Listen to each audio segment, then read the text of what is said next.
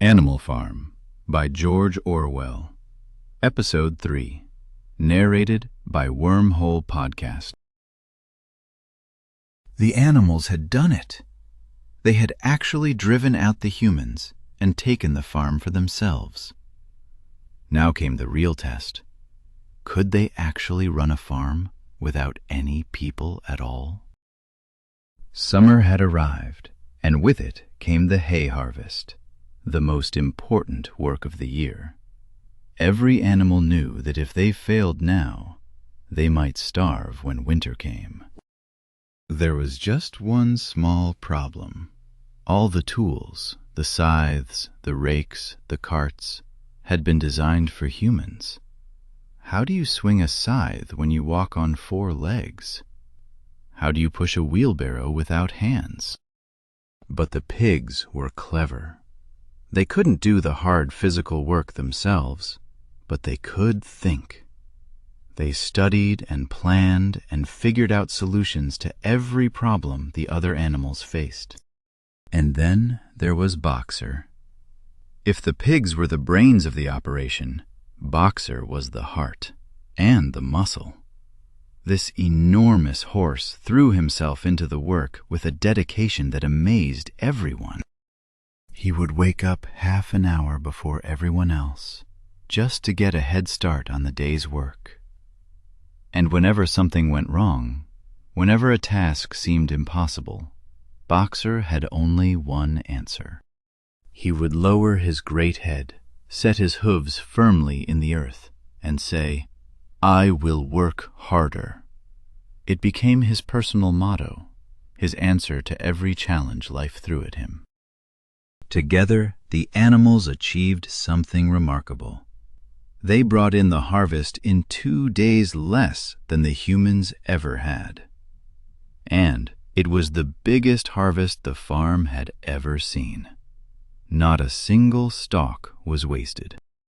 Every animal, no matter how small, did their part. Even the ducks and hens worked all day in the hot sun. They gathered up every last bit of grain with their sharp little eyes, carrying tiny bundles in their beaks. The animals had never been so happy. For the first time in their lives, they were working for themselves. Every mouthful of food tasted sweeter because they had grown it with their own labor. With the greedy farmer gone, there was more food for everyone. There was more rest, too. The brutal pace that humans had demanded was replaced by something gentler, something fairer. Of course, not everyone worked equally hard. Some animals had their own ideas about labor. Take Molly, the pretty white mare who had always been the farmer's favorite. Molly was never very good at getting up in the mornings. She always seemed to find a stone in her hoof right when work got difficult. But what can you do? Some creatures just aren't built for hard labor. And then there was the cat. The cat had a remarkable talent for disappearing whenever work needed doing. She would vanish for hours, then magically reappear right at dinner time, purring as if nothing had happened. But her excuses were always so charming, and she purred so sweetly that no one could stay angry with her. Perhaps every society needs at least one member who does things their own way. Old Benjamin the donkey was a different case entirely. He worked, but never more than necessary. He had been on this farm longer than anyone could remember, and he had seen many things come and go. When the other animals asked him if he was happier now that the humans were gone, Benjamin just shrugged. "Donkeys live a long time," he would say mysteriously. "None of you has ever seen a dead donkey." What did he mean by that? Was he saying things wouldn't really change? That he'd seen revolutions before? The other animals puzzled over his words, but Benjamin would say nothing more. Sundays became a special day on Animal Farm. There was no work, and breakfast was served an hour late. It was a day for rest and celebration, and for something entirely new. Every Sunday, the animals would raise their new flag. Snowball had made it himself from an old green tablecloth. On it, he had painted a hoof and a horn in white, symbols of their new animal nation. The green represented the fields of England, Snowball explained. The hoof and horn stood for the animals themselves. One day, he promised, all animals everywhere would be free, just like them. After the flag ceremony came the meeting held in the great barn. Here the animals planned the week ahead. They discussed problems, voted on decisions, and debated the future of their farm. The pigs, being the most intelligent, always proposed the ideas. The other animals would vote yes or no. It was democracy, of a sort. Everyone had a voice, even if some voices were louder than others.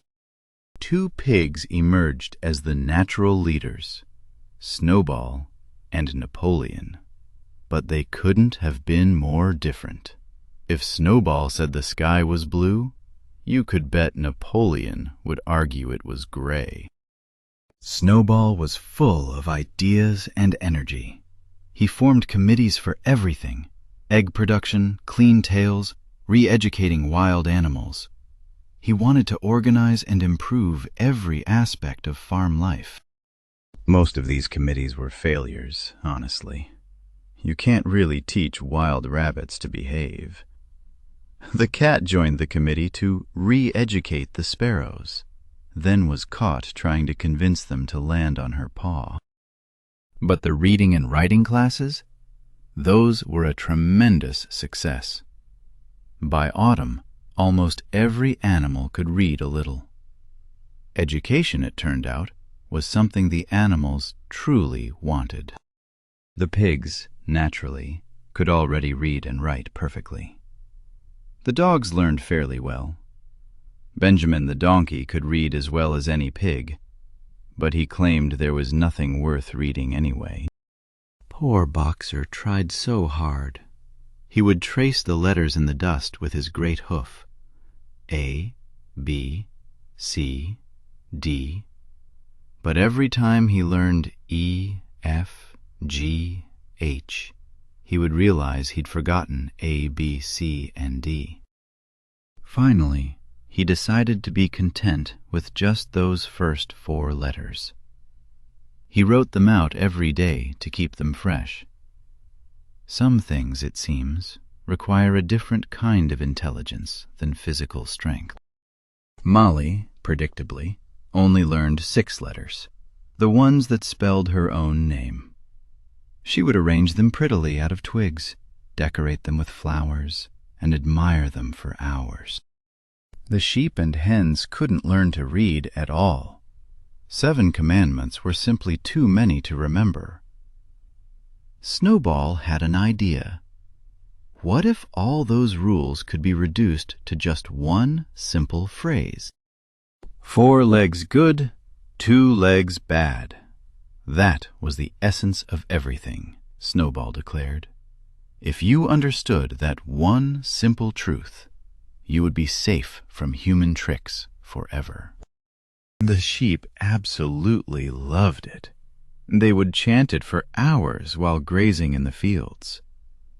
4 legs good, 2 legs bad. 4 legs good, 2 legs bad. Over and over, never tiring of it. While Snowball was busy with his committees and classes, Napoleon had different priorities. He said educating adults was a waste of time. The real future lay with the young. 2 dogs on the farm had given birth to 9 puppies that summer. Strong, healthy little things. Napoleon took them away from their mothers almost immediately, saying he would educate them personally. He hid them away in a loft that could only be reached by a ladder. No other animal could climb it. The rest of the farm soon forgot the puppies even existed. out of sight, out of mind. What was Napoleon teaching those puppies in secret? Why did he need such privacy? These were questions no one thought to ask. At least, not yet.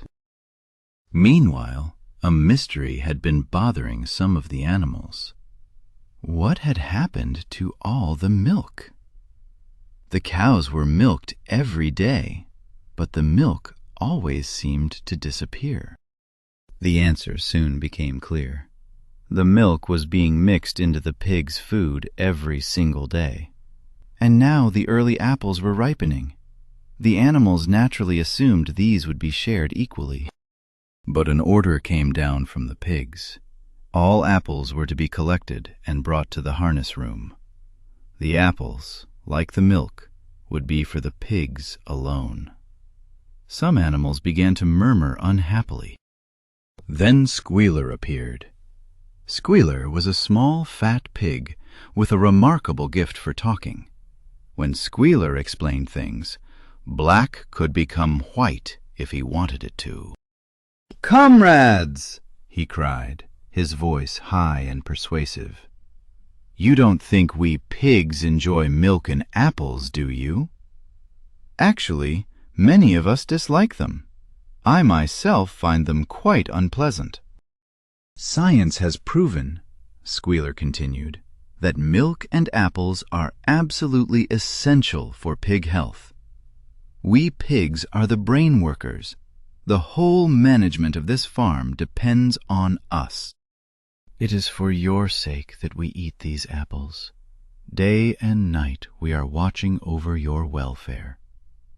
Do you know what would happen if we pigs failed in our duty?" Squealer paused dramatically. His tail whisked nervously from side to side. Then he delivered the final blow. Jones would come back. Yes, Jones would come back. That was the magic phrase. That was the fear that lived in every animal's heart. If there was one thing they all agreed on, it was that they never, ever wanted Jones back. When you put it that way, the apples didn't seem so important after all. The pigs were protecting them, weren't they? Sacrificing their own tastes for the good of the farm. How noble, how generous. And so it was agreed, without further argument. The milk and apples would go to the pigs. It made sense when you thought about it. Or at least, that's what everyone told themselves. Only Benjamin, the old donkey, watched the scene with his usual unreadable expression. He said nothing, as always. But was there, perhaps, the faintest shake of his ancient head? The summer of hope was beautiful while it lasted. The animals worked hard and believed they were building something good. But small changes were already taking root. Privileges were already being claimed. Some animals are more equal than others, but that phrase hadn't been invented yet. For now, Animal Farm was still a dream worth believing in, and dreams, like summer, can seem like they'll last forever. But old Benjamin knew something the others didn't. He had seen things come and go on this farm. Donkeys live a long time, after all, and none of the others had ever seen a dead donkey.